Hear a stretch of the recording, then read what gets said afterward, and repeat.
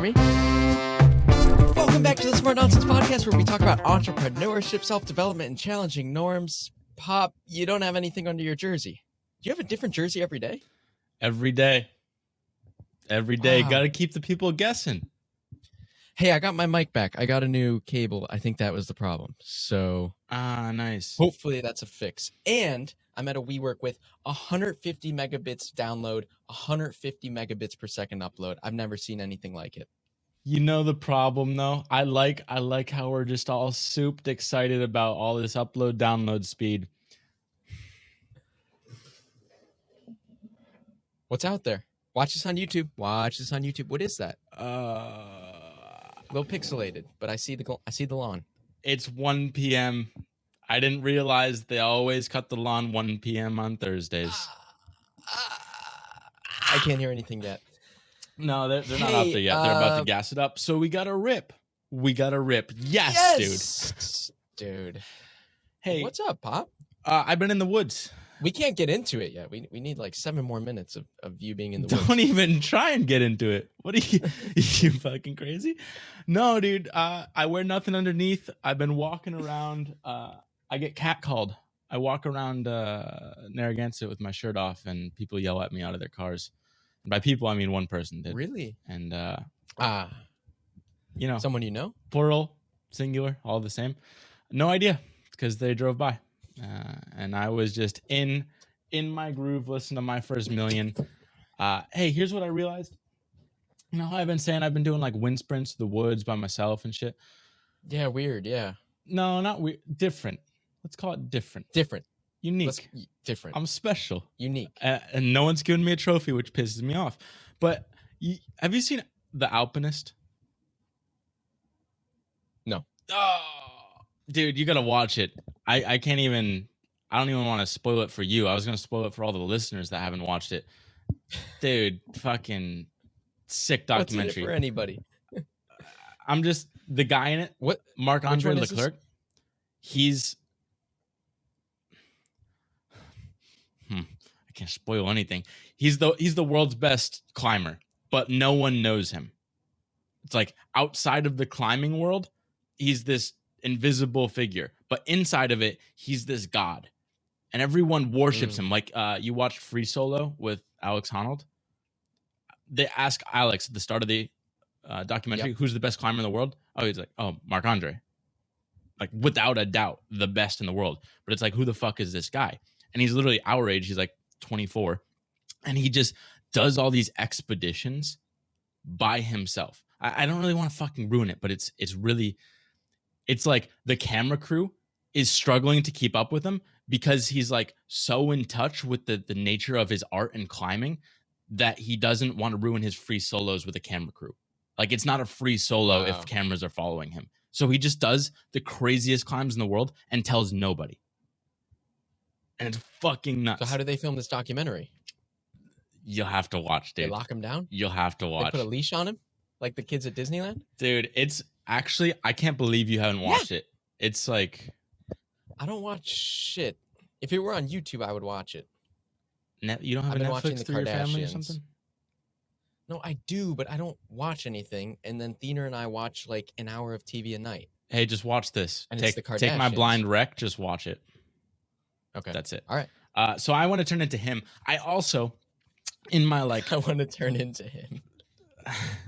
Well, like, I was thinking, I liked our Bean podcast and our Rooftop podcast because we're changing environment. And like, here the environment's not changing, so I'm just like changing my jersey because that's kind of fun to me. But I'm like, every time I go on the walk, I just have this dream of like being on a dirt bike and just exploring, like either by myself or with you, and we just have like a backpack and the pod gear, and we're like on a different mountain peak every time. You're so different. What do you mean? So different. That doesn't sound sick to you? No, it sounds sick. It sounds sick. You muted for that cough. Sorry, I had to cough. That's pro, dude. You're pro.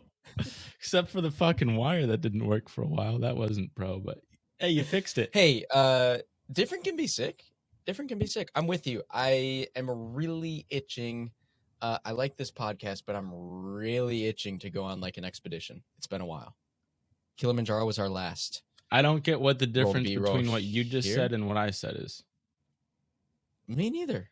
Oh, Well, yours was specifically like we're strapped with microphones on this oh. Well, I expedition. The mean, videographers we can't don't keep need that. up, I'm and just like the podcast would be the shit if every clip were on the top of a fucking mountain Ah. peak, and it's like, what podcast does this?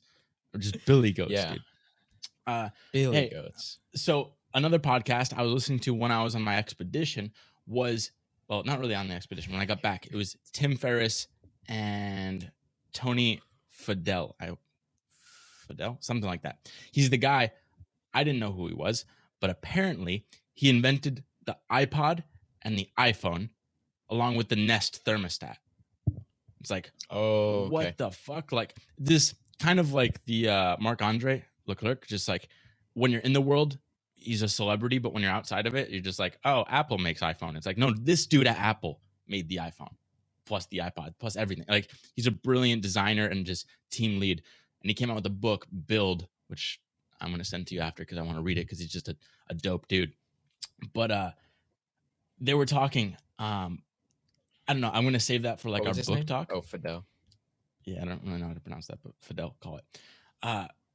And so he's obsessed right now with the green movement.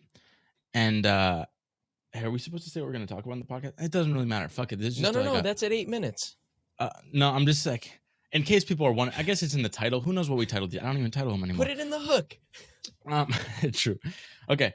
Well, I just like the way he thinks about things, and so he starts talking about the green movement and like he's investing. I don't know what he does now, but somehow he's investing in different or he has a company and they invest in different projects that are pushing the world forward. But he was in the green movement when like green started getting shit on in like 2008 when there was this big hype and then the bubble burst and like everyone got out of green.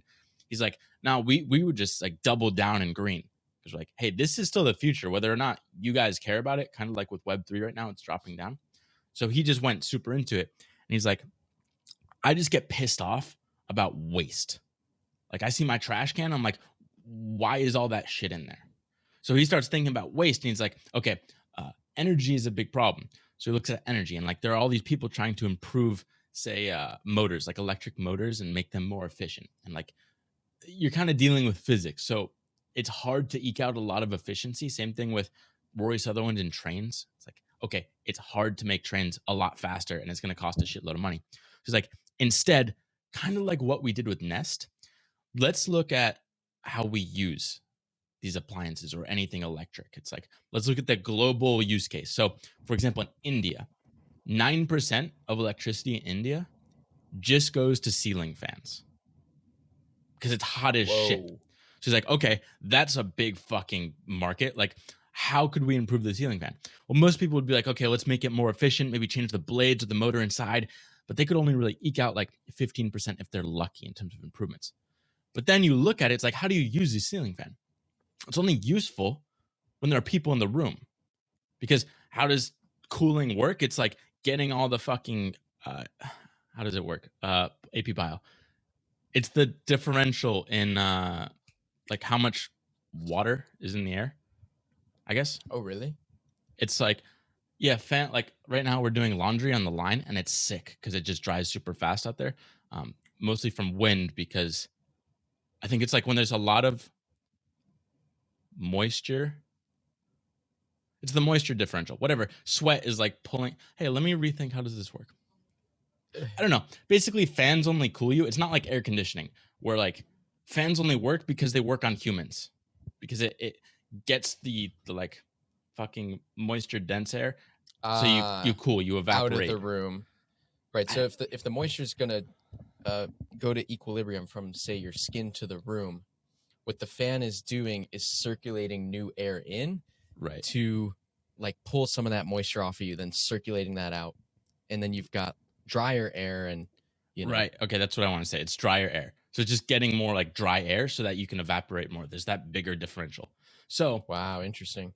It like I think my aunt doesn't really do this right because we have at our like beachy house, she'll have fans on in the whole house, and I'm like, that's doing harm. Fans only work when you have people there. When you don't have people there, it's just adding heat to the environment. It's actually heating the house by having fans on. So it makes absolutely no sense. Shit. So he's like, in 50% of the cases, the fan's on in a room where people aren't there. So let's just create smart fans that know when people are there, and then it just turns off if they aren't. And that way you can get these 50% increases, which are impossible physics-wise, but super easy with just a basic sensor, like a motion detector sensor that they have on every light in America. So I like the way this guy thinks. I want to get into that shit. Pop. Last thing, in that interview, he's talking with Tim Ferriss about like Tim's got concerns about like how does he scale his team? Where's the balance between like hiring too many people and what do those people do? Because Tim tries to keep everything really small and tight, and Tony's literally built the teams that created the iPhone, iPod, everything. And Tony's like, well, Tim, what are your goals? Like some people want to create shit that changes the world. Other people just want to like comfortably live in where they're at. And so it depends what you're looking to become and who's kind of influencing you. And Tim's like, yeah, right now, really all I want to do is just like hike with my dog. It's like, dude, that's it. You just like, you found it. All you want to do is hike with your dog. Rip it. That's where you're at. There's no need to get crazy and try growing. But then, you know who else likes tight? Oh. Don't transition out of there. Don't transition out of there. I got one more. I had a good one. I know you did. Mark Lore. I listened to his My First Million because I didn't really listen to that podcast when we were editing. Laurie, but yeah, folklore. Mark Lore. Okay, two different spellings, or same spelling, two different pronunciations. Hey, I also watched a comedian last night, and he was talking about annoying bees in words. He's like, I'm gonna ruin the sketch. Athena pronounces them. Oh no. Yeah. He's like obviously and subtle, and I'm like, oh no, dude. No. What? No, he's doing it on purpose, like as a joke. But it's like, why the fuck is there a bee in there? Yeah. I know the last podcast we shot about like you and your girlfriend and me not approving, but I've totally radicalized the other direction. Only because I just want to see your banks. I want to see what they look like, just as like an art exhibition. I think it'd be fun. Those are my kids, by the way. I'm all for it. Yeah, that's an inside joke. No, I think most people are here for the banks. But okay, the point with Mark Lore is he's the complete other end of the spectrum where he's like only going for the moonshot ideas. He's like, we're going to take a seed idea and put $10 million into it just to build the team. And once you have the world's best team, you're going to take that to 50 million, like raise 50 million to then build the product. And he's like, yeah, just spend all your time on that pitch deck, like hundreds of hours on the pitch deck on the idea, and then just build the team around that and the vision. And I'm like, oh my God, that's the antithesis of what we do. But he's just looking for those asymmetrical bets that fucking like transfer everything, $1 billion ideas. So it's all interesting. And that's why I like this, because we're like very much on the other end of that spectrum. And then most startup stuff is like the Lore side. How do we go for the moonshots? I'm like, hey, let me just figure out how to create like a sensor in a fan and do like 10x that way versus try and create a whole new fan. I like the simple solutions. Hey, I fucked up your transition, but let's transition. You know who else likes tight things, tight teams, not managing people? Oh, you kept Casey the transition. Neistat, baby. I thought you were gonna. You didn't even know. I'm a comedian. I can remember all kinds of things on the fly. I wonder, like, when you're retaining that exact sentence, how much of me you listen to? Like, how much less? Quiz me. No, dude, I don't even remember what I said. I called your bluff. You called mine. Yeah. Okay. Casey Neistat. Why'd you have me listen to this? It came up in another podcast. I was talking about it for some reason, but I don't know. My YouTube just knows that I'm the biggest Casey Neistat stan. I've probably watched every Stan fan. Stan Eminem. Fan. I've probably watched every single video of his, every single vlog of his, every single interview of his. Anyone's like camera foot. There are like 3 people I've done this with. It's probably him, Bruno Mars, someone else. But anyway, this was a new one that just came out like a month ago with Nas Daily, who is a creator himself. Right. And I couldn't not click on the most honest conversation with Casey Neistat. That's a great title. That's a great title. And that's what I liked right out of the gate when I opened this video. Casey's a lot harder than I thought. Like, this opened my eyes. I guess you know him better than I do, but I just see like the happy-go-lucky Even harder Casey. than I thought. And I know everything about him, supposedly. Oh, I took his monthly class? Right. So it was like the clickbait title lived up to the clickbait, because literally the first 30 seconds, Casey gets on stage and he's like, yeah, I told Nas, like, you can't ask me any question I've been asked before, like only hard-hitting questions or I'm getting off stage. I'm like, whoa. All right. Hey, I like hard hitters. Let's fucking rip. And so, yeah, that was the, I want to watch this and share this with Dylan because how fucking hardo Casey is. I watched it. I sat on it for a couple days. It came up in the podcast. I talked about it. And then the reason this came up, the reason I made you watch it is because I was talking to Hassan Minhaj yesterday. Oh. And he's got trust issues. See, it's funny. I don't know if it, like, it's not like I don't know if some people interpret that as braggy, but like, it's kind of cool if you're from the outside. Like, I think you didn't mean it to brag, but it kind of sounds braggy if you think we're name dropping people. You know what I mean? That's a great point. To me, it's at the point, like, he just picked up the phone. He was like, hey, bud, how are you? And that is kind of weird. Like, if I were just on the phone with Casey Neistat, yes. Here's the thing. I was telling Diener about this the other day. I don't get starstruck. But for those three, I remember the third person. It's Van Neistat. For those three people, I know every single thing about. I probably wouldn't be able to form a word if I was in the same room as them.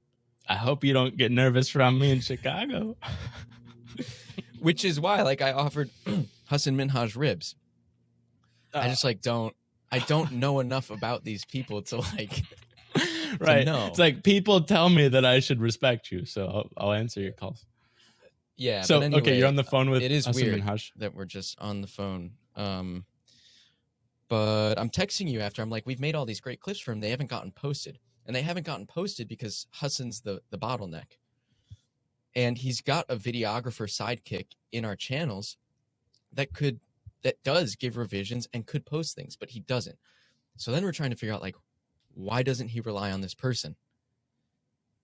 And it's because I think he got to where he is. Hassan got to where he is on his own. He got to where he is by being a perfectionist, by having full control, by, working on every single joke with his director assistant, PV or PK?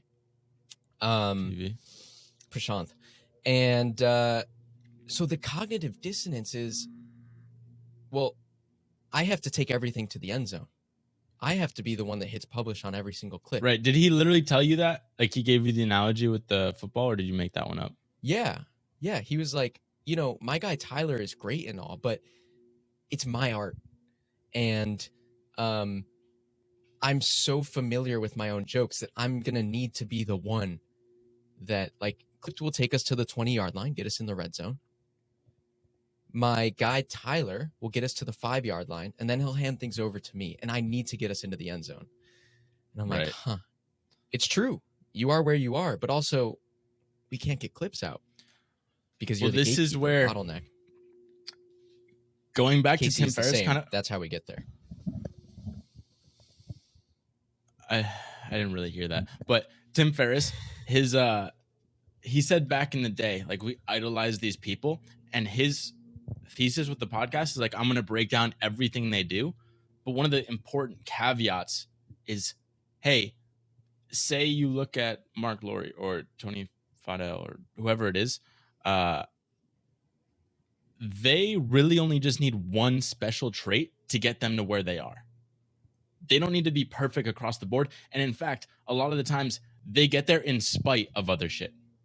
Like the micromanaging, where Hassan wants to control every aspect of his brand, that got him to where he is, maybe, but also it could have been harming him this whole time. Like, that could be pulling him down, and his just brilliance as a speaker and communicator, if he didn't have that micromanaging, he'd be at $100 million as a personal brand rather than 10.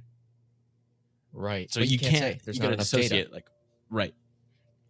And so that's where it's kind of like with a startup, maybe I don't even know. Like, I feel like we could both get from like 0 to 1 or 0 to $10 million.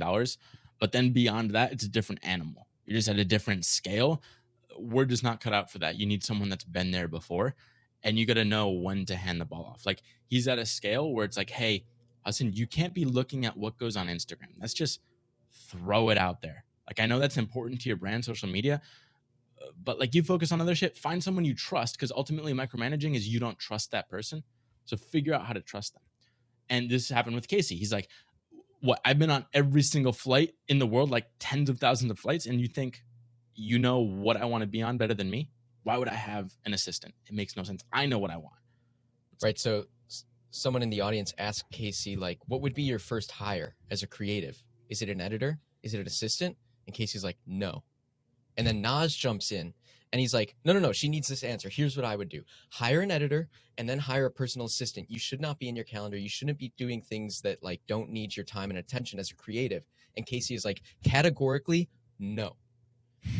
You mean to tell me an assistant can find me a flight faster than I can? I've been on 10,000 fucking airplanes. And I'm sitting there like, yeah, I think an assistant could. Well, yeah, they But could, but maybe not at first. That's the problem. Yeah. Is what I realized coming from it, and just from a lot of what we've been learning, the Vol stuff too. It's like relationships are exponential. Like, over time, the value goes up an insane amount. Like, you and I being friends, like the podcast value at a certain point, it kind of hurts us too, because there's so many inside jokes and shit. But like, you just can't replicate that with other people. Same thing with the personal assistant. If they know you inside and out over 10 years, they probably know flights better than you at this point. So I think part of his problem was like, he had Dan Mace come in, and I think they tried to collaborate together, but then it didn't work out. I'm not sure why. You probably know better, but my guess is like they tried it for a month or two, and it's like, this is just too much. Like, I hate people. I hate dealing with all this stuff. Let's just break off. Versus if they just committed to several years, 5-10 years together, then you get those payoffs. But like, I remember the early days of even us working together, when it was like, you came onto the team the very first thing to help me out. You're like, hey, how do I help you? And I had to like tell you roughly what we do in frame. And like, for the first week, it probably wasn't as efficient as me doing it. But very soon after, it's like, okay, you just fucking rip, and now you take over everything. It's like, you just got to cross that threshold, and then the gains are insane. Because, hey, look, now you're running the company. This was so surprising to me because Casey, in his videos, he's like Mr. Unpolish, Mr. Just get it out, stop giving a fuck. But he really gives a fuck. And I saw it in his monthly class. Nas asked him, like, wait, I have it. He said, why do you think people like you? Because you have so many unlikable qualities. I love that question. As unpolished as his videos are, I saw in his monthly course how he obsesses over the edit. He makes sure the last thing you see is him smiling. And if there's a character in the vlog, like just someone serendipitously behind him, like, hey, what's up, man? Like, he includes all those. And he does a J cut. If he looks away, he makes sure there's a J cut, so his audio's still playing, but he doesn't look away from the camera. And it's like, oh, he was editing himself to be that amazing version of himself highlight reel. That's confusing. Well, one, it's like, I think part of the problem is most people solve this just with checklists, and they call them SOPs, standard operating procedure. It's like, sure, someone's going to come in and not get everything, but you just have to itemize it and spend that upfront time to like teach someone. But I think he just doesn't want to do that. But all this stuff is teachable, and he could do it. But he is very perfectionisty. But like, I just ultimately gave up. I think actually I deleted something this morning because I felt like it did harm, debatably did harm. But I'm like, hey, not worth the risk. But it's like, for the most part, I've just given up perfectionism. I'm like, fuck it, it doesn't matter. And what I liked about Casey is he's very much like post and ghost. He's like, I don't give a shit about comments. I don't care about anything. I just create my art the way I want to create it, put it out to the world. Whatever happens, happens. Like, I did like that. I like the fuck out of that. And that's what's interesting, because everyone sees him, and it's like, so many people idolize him, consider him almost a friend. Like, you would probably consider him a friend. You know him inside and out. But he doesn't give a fuck about Henry Belcaster. Doesn't care at all. And explicitly will tell you, I do not care about you. It's like, how does that work where he can have literally the most friends in the world, but also none at the same time? I'm like, oh, that speaks for my core. Like, I really like his art is creating films. I like the art of just like this podcast, just like hanging out with you talking about like fucking ceiling fans. And I just want to do that every day. And I don't care who sees this or not. Like, I even realized I haven't checked like the Buzzsprout, like the podcast listens in forever. I love the idea of just having no clue what's happening, just being completely blind to it. And we just show up, do the art, and then send it out to the world. And whatever happens, happens. But I don't care about responding to anything.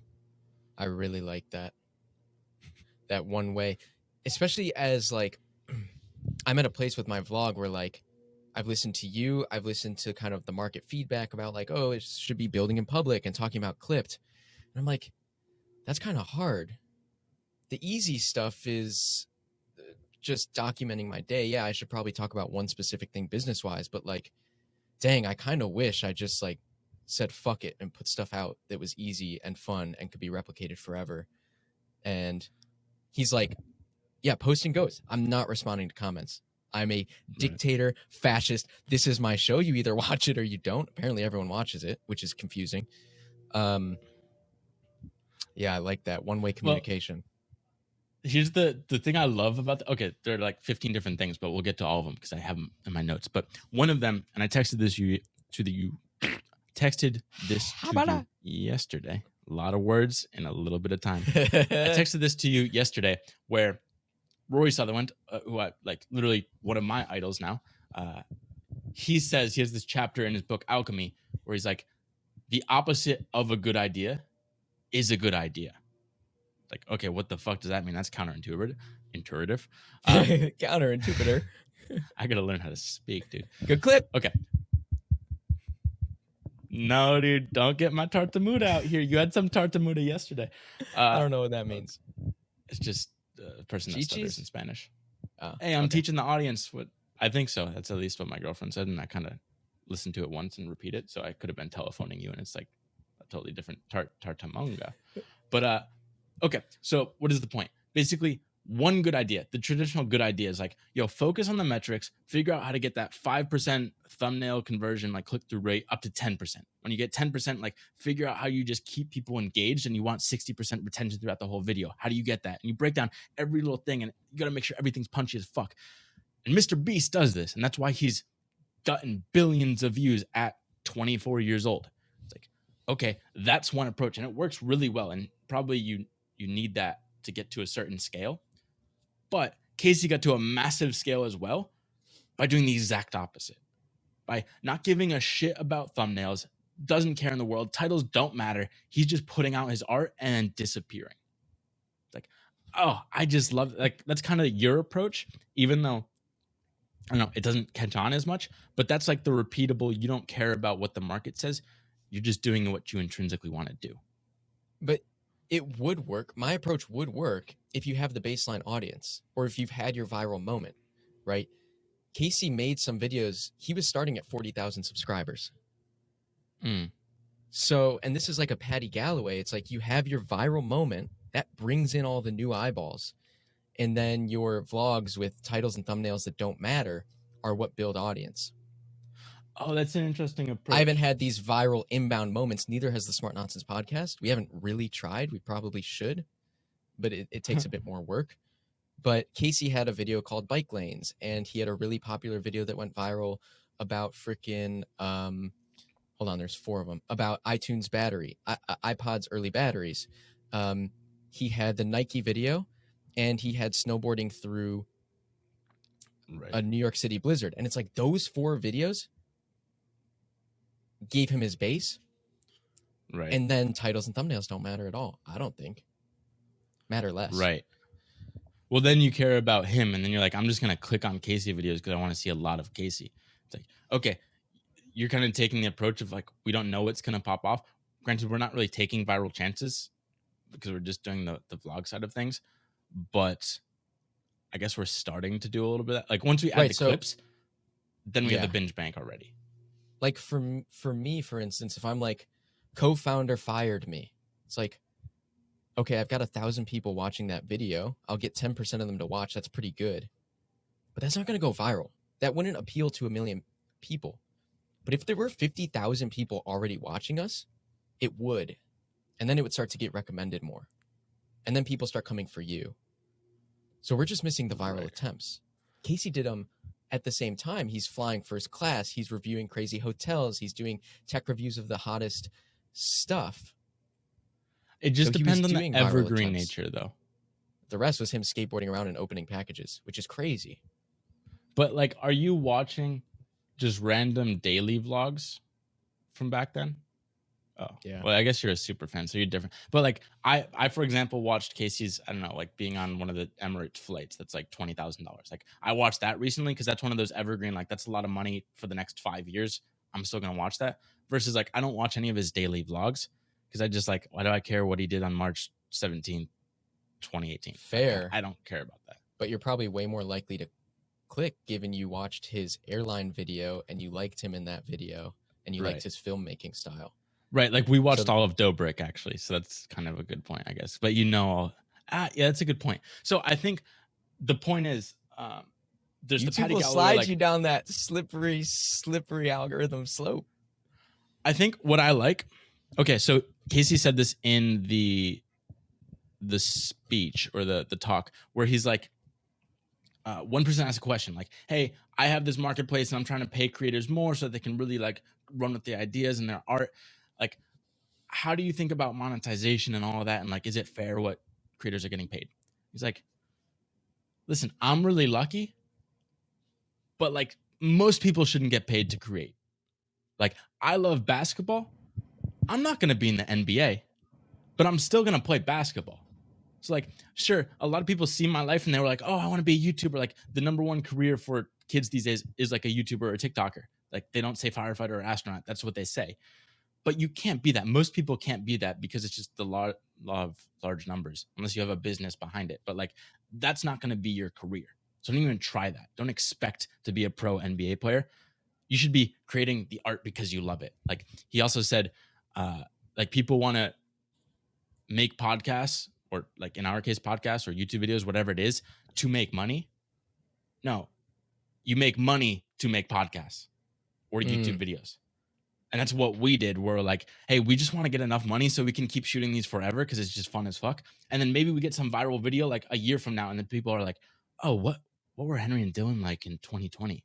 And then they just start following. They go hit the binge bank, and then all of a sudden, like, we hit exponential level, and now we don't need to do like Naval free shit or like all in free shit. We're just our own free shit that we want to do.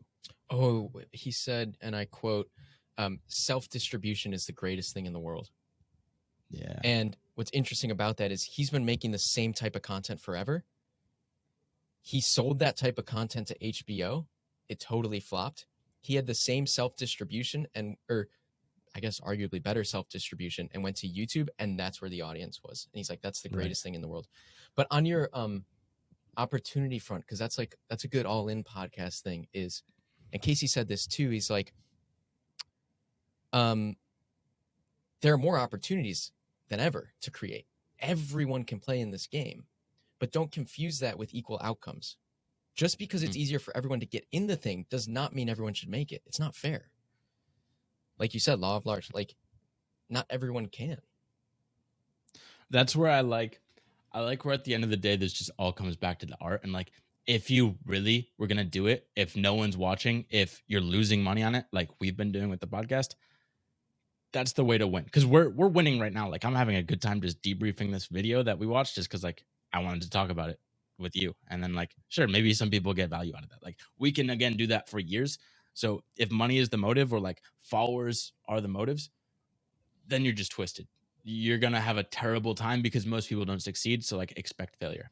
And that's partly why we like poo-poo business ideas and startups just going for the money and a big scale. It's like, hey, if you really like the vision, like the Elon Musk, I want to make humans interplanetary, then like, yeah, give everything to that. But most fail. And if it fails, are you going to feel like you still won? Like this podcast, technically a failure, but I feel like we're winning every single day we get on the podcast. So it's like, find the sort of business that you want. That is going to be a win regardless of whether it fails or succeeds, because it's most likely going to fail. I think I think Neil Patel talked about that in the My First Million episode. It's like, he was like, absolutely do something you love. Because they were asking him, like, where do you find business ideas or something? Or how do you find what agency you should go into? And his point was like, when those days get really, really dark, like a lot of ours did, if you don't love the thing you're building, you're out of there. Right. So, well, that's where it's nice because we get the best of both worlds, where we love the thing we're building, plus we love who we're building it with. It's like, okay, this is gonna be fun regardless. Like, it's just, and it makes money, right? To Casey's point, we make money to make content. That thing makes us money. It also gives us our plot line for like everything. We're still not NBA players. We're like if you watch F1, like the top of the top, everyone earns their way there. It's all merit based. But then some of the shittier teams, like not a Red Bull or Mercedes, can get bought. So like some Russian oligarch bought one of the teams and then just put his son as a driver. And his son was shit driver. He'd crash into everybody. And they're like, what the fuck is this guy doing? It's like, well, that's kind of what we are. We're like the Russian oligarch that like bought our way in to just creating podcasts forever. Like, we don't actually make money from the sport itself. We just do the sport because, you know, we make money, or our family makes money otherwise. So, hey, we're lucky there. Hey, I got another good one. And then I have a quote that I want your take on. It'll be a good inside joke. But Nas asks him, is Casey nice? And he plays this clip, which maybe we can play here and get the audio from it, of, this is like something I've never seen of Casey. And I guess that's because Nas has it. Casey would have never put something like this out. And it's Casey just like berating Nas for the camera being probably 1 degree off level. Right. You couldn't even tell from the video. Come on, man. This is infuriating. And it's like, it's not like joking. Like, it was shocking. He got up and walked off screen. And it's like, that's one thing you can edit and post too, is just like zoom in and change the angle a little bit. Yeah. But his tone, it was his tone. I was like, oh, that's his, like, I don't know. But his response to that was kind of interesting. He was like, Nas, first of all, no, I'm not nice. Second of all, the greatest insult you could bestow on somebody is calling them nice. It's like you have nothing else better to say. The greatest insult is calling somebody nice. So he's like, I don't even want to be nice. And then Nas called him a machine. It spoke to my confirmation bias soul, where I'm like, I tend to make a lot of people angry. And then it's like, oh, well, Casey even said this. He's like, I don't have friends. Like, I have my family, and all I'd want to do is really just hang out with my kids, because like my dad couldn't do that. And like, I just want to be there, and they love me. So like, I'm having a good time doing that. And then so everyone else that vibes with my personality, sure, you can vibe with it, but I'm not going to be friends with you. Like, just watch my shit. It's like, I kind of like that. Here, you'll like this one too. He said, empathy is the solution to all the world's problems. Who said that? Casey? Casey said that because, similar to what you're saying, he was like, I put my 50 million fans first before my 5 family members. Right? His wife is like, can't you just not vlog on the weekends? He's like, no. But that's the point. He said he was wrong. Right. It's like, I put my fans first, but I should have put my family. Like, saying I had to vlog on the weekends was a mistake. I didn't have to vlog on the weekends. I just artificially created this. And then I felt like I had to fulfill it because I'm crazy. But I didn't need to do that. And I'm like, oh, yeah, because he doesn't put his fans first. Literally, he doesn't respond to them. If he was putting his fans first, he wouldn't do that. He was putting the art first, maybe. I don't know what the fuck he was doing. Right. Whatever. And that's what I like too. Okay. One of my last points is someone in the audience asking, like, how do you deal with the people around you caring about followers and just like how many views your videos are getting and all of that? And he's like, why the fuck would you care about that? Like, why are you with those people in the first place? If you don't care about that and you don't care about that ego trip, don't be with them. You're attracting the wrong people. And Yuri sent me this thing, actually. I don't know if you don't know Yuri at this point, watch other podcasts, but Yuri sent me this thing of, or actually I sent it to him first, but it's Balenciaga's shoes. I think I might have sent it to you too. But they came out with this new shoe that's just like a shitty, raggedy hobo type shoe with the word Balenciaga on it. And it sells for like almost $2,000. And Yuri sends it to me and he's like, yo, this is cool as shit. And I'm like, now I can wear my Converses. And he's like, no, you can't, because like people will know. I'm like, yeah, well, I just don't want to attract the people that care about $2,000 shoes.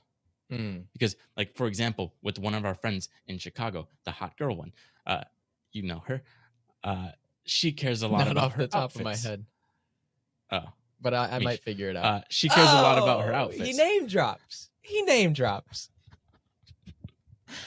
can't contain himself.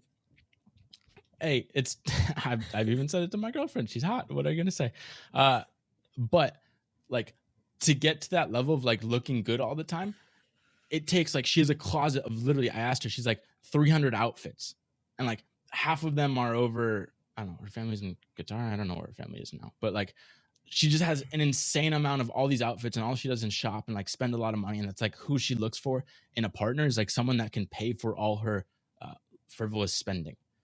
And I'm like, oh, I just don't want to attract people like that. Like, I just want to attract the people that wear like a fucking Brown jersey and then still like go to the gym and like look good, but they don't like rely on clothes to make them look extra special. Just like the like clean, sleek clothes if you want to like look decent.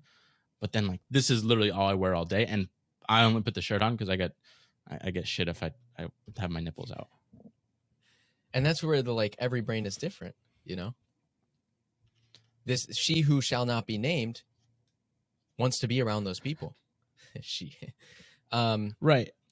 But Casey's like, if you are not playing by that game or by those rules, then you, for whatever you want, then you are hanging out with the wrong people.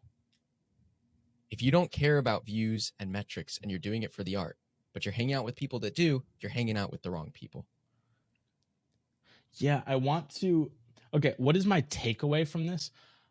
I'm like, what I like about you posting, and I'm kind of like, Casey spoke to me in that I thought, oh, I have to reply to comments and like kind of like look at things, and I like seeing how things perform. But at the end of the day, I'm like, oh, the videos that I just liked as a piece of art also perform the best. Like, just on average, I'm like, Koi's videos just perform well. So we already have the intuitive sense, hey, I would watch this video as a consumer. So if I just see it from the premiere, like you just exported the video, I don't have to see how it performs because I know I want to watch that. It's a good video. Even if it wasn't me and I'm in it, it's like, that's just a cool ceiling fan topic. I want to listen to that. So I think that's where I like the idea of just having some assistant that posts, fuck it, they can comment whatever they want. But who knows? I would literally wear my, like, I wouldn't wear this shirt. Like, actually, fuck it. I might be shirtless on these podcasts because I'm like, this isn't natural to me. I wouldn't wear a shirt normally during the day. But I'm only putting on a shirt because I'm like, oh, people in the comments are going to give me shit for not wearing a shirt. But if I don't see those comments, what the fuck is the problem? Interesting. I'm like, I don't care if it grows. This is, I mean, you might get pissed because it's like, hey, we're kind of investing a decent amount in this podcast. We should like put some clothes put a on. Shirt on. No. But what does it matter? Yeah, that's interesting. Again, this is where you will listen to this and you will take it to the extremes. You will come to every podcast without a shirt on. And I'm like, well, we just don't need to read the comments if we don't want to. You know, I'm like, I'll just take the little pieces of salt. But you're an extreme guy. I think that's cool. The reason why I do that is because he makes me realize, like, he makes me question something that I never even thought to question before. I'm like, why am I wearing a shirt on this podcast right now? I'm wearing it because I'm concerned about the comments that I'll see in the future about this shirt. And it's like, why do I care about the comments? Oh, because I think that matters about success. Why do I care about success? Well, I really don't. I just want to create a cool video or podcast with my friend Henry and like put that out to the world. And if people like it, maybe one day people will buy our videos and our shit because they just like who we are as people.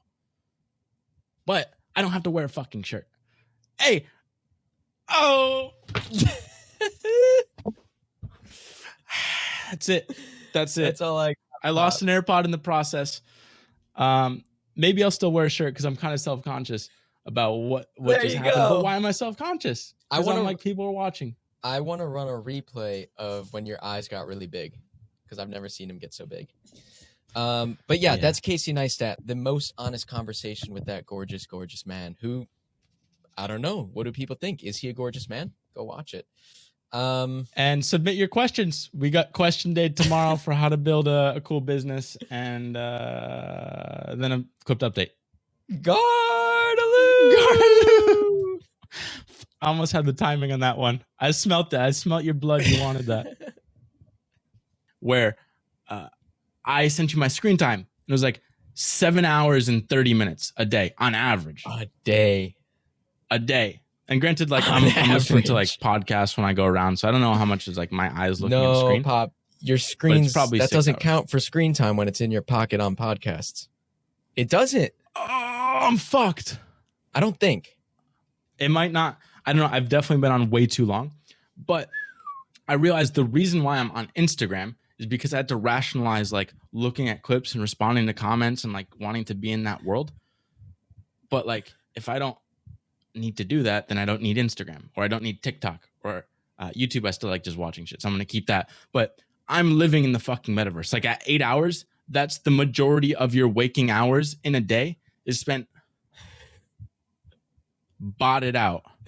I'm living in the metaverse, and the metaverse is fucking tanking right now. So I just got in at the wrong time. But point being, if I don't buy into having to see any shit, and it's like, hey, if people vibe with me, they vibe with me, but I'll never know until I like get recognized one day. That'd kind of be cool, but I don't really care. I'm not going to pursue that. I'm just going to have cool conversations. Then I can like live my life outdoors most of the day, and I don't have to worry about getting lost in the rabbit holes of Instagram. That's a great tangent to tack right onto the end of this pod, Pop. So thank you for that. Tack it. I've chosen. Yeah, I made that decision. I chose like YouTube and Twitter. My God, I just don't care about anything on the other ones. They're kind of cool. You do get sucked in, but can I delete it now? I'm gonna delete it now. You took off your shirt. You deleted it, and we know you'll be back on the podcast tomorrow with Instagram and a shirt. So, folks, tune in next time to see if I'm a bitch. All right. Gardaloo.